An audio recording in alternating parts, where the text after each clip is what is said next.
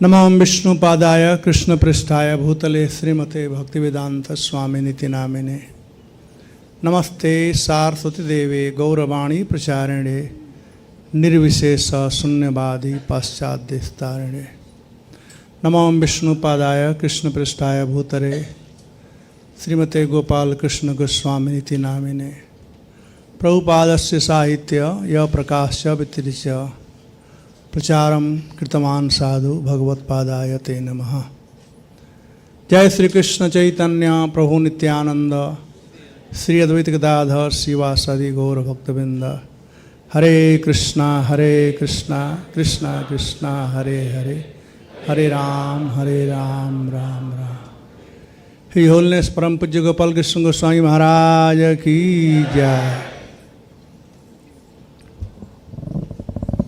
कहाँ शुरू करूं? आज का बहुत ही शुभ तिथि है। परम पूज्य होलनेस गोपाल कृष्ण गोस्वामी महाराज का आज आविर्भाव तिथि है। मैं हमेशा से ये बात कहते रहा हूँ, शास्त्रों के अनुसार, कि आविर्भाव तिथि होता है कमिटमेंट के लिए और तिरोभाव तिथि होता है गुणानुवाद के लिए। जिस प्रकार से ईयर एंडिंग होता है, सब लोग अपना अकाउंट डिस्क्लोज करते हैं और प्लानिंग करते हैं, तो वैसे ही आज का दिन होना चाहिए कि हम लोगों ने क्या क्या किया गुरु और कृष्ण की सेवा में और क्या क्या हम आगे करना चाहते हैं गुणानुवाद के साथ साथ। क्योंकि जो कुछ भी हमारे पास आज प्राप्त है वो सब गुरु और कृष्ण के कृपा से प्राप्त है। तो मैं एक प्रभुपाद जी का कोट पढ़ूंगा और उसके बाद मैं कुछ जो भी कहना है मैं कहूँगा। कहाँ चला गया?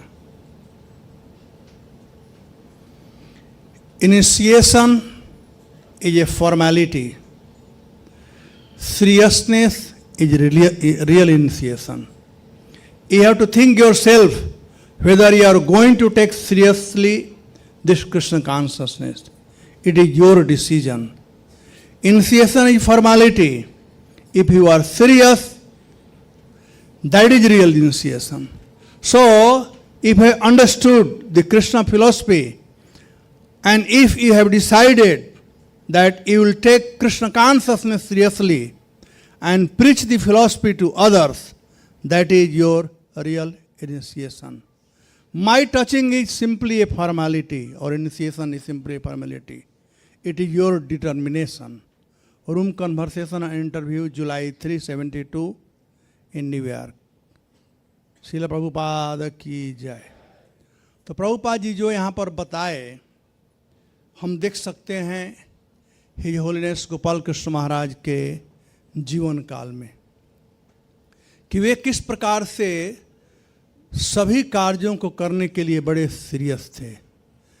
प्रभुपाद जी के इंस्ट्रक्शन को सीरियसली लिए, प्रभुपाद जी के सोसाइटी को सीरियसली लिए, प्रभुपाद जी के भक्तों को सीरियसली लिए और ओवरऑल कृष्ण कॉन्शसनेस को सीरियसली लिए।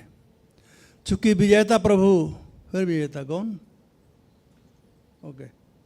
चूँकि उन्होंने कुछ बातें कहा, पुरानी चीज़ें मुझे याद है।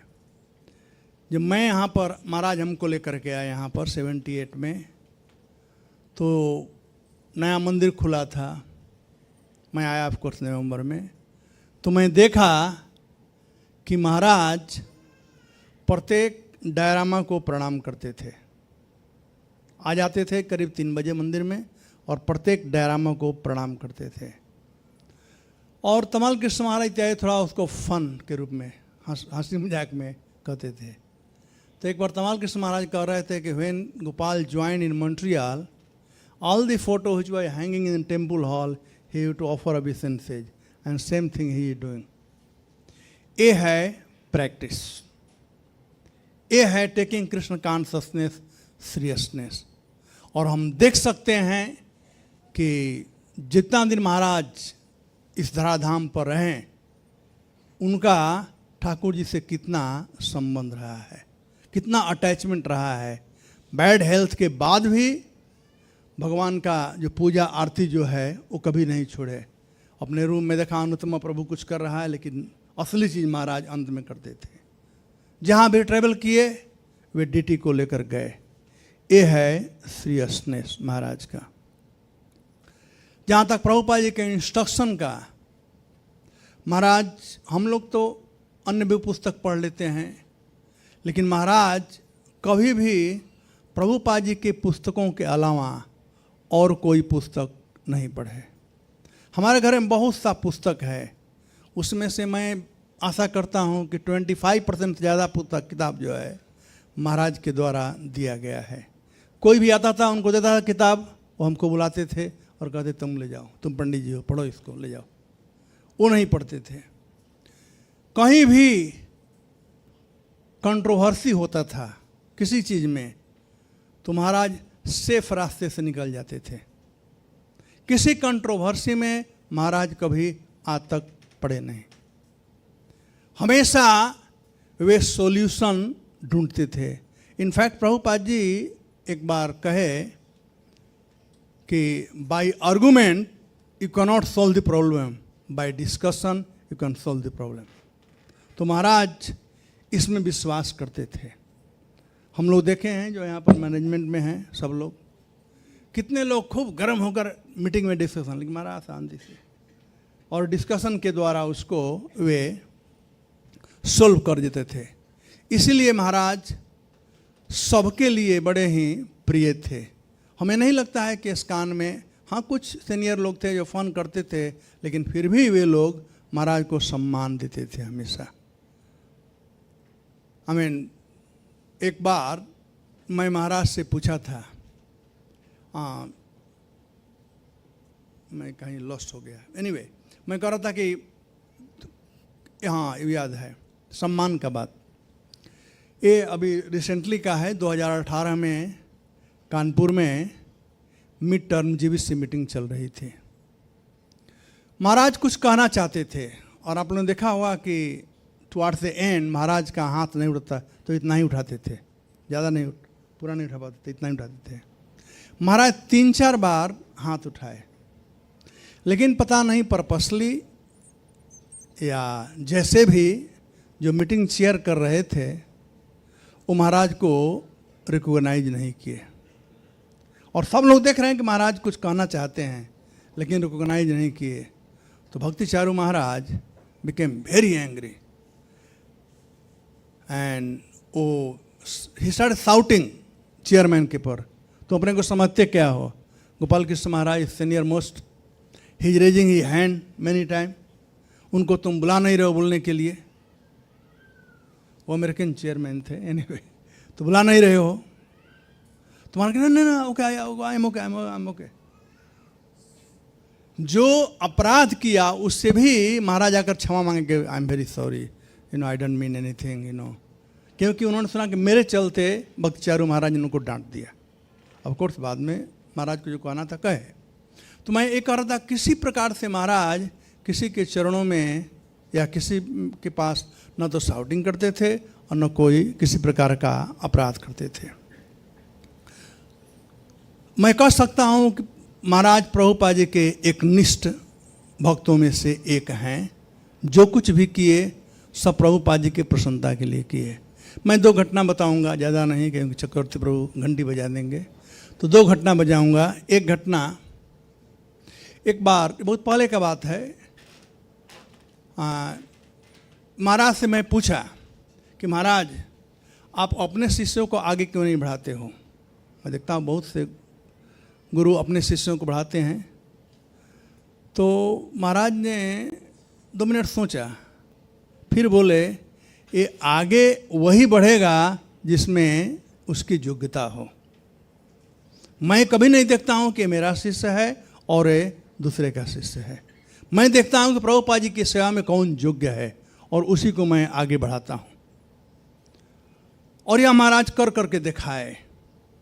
महाराज जितने भी डिवोटी थे, भक्तों को उन्होंने भक्त के रूप में देखा। वो कभी नहीं देखे कि किसका शिष्य है।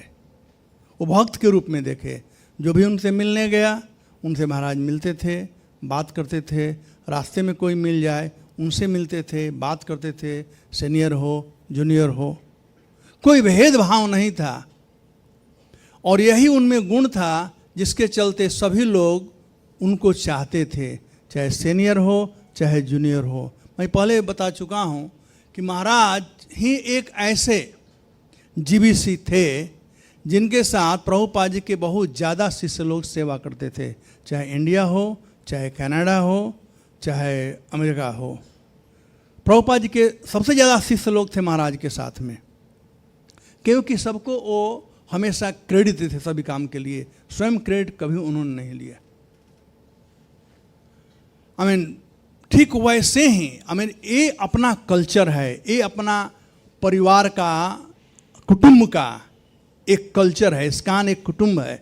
जैसा कि प्रभुपाद ने कहा कि I build a house where whole world can live peacefully.